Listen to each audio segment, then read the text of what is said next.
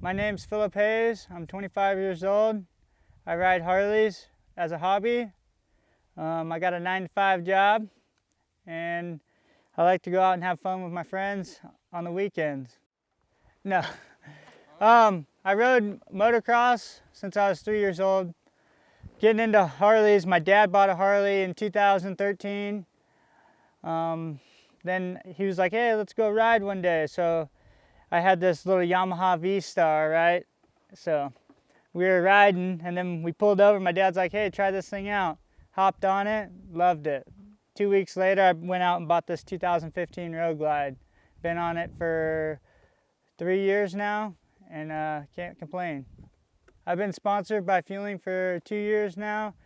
Bassani Exhaust linked me up with them. Me and Luke got together and started talking on the phone. We ended up putting some cams, 505, 515 Reapers, and he redid the oil pump.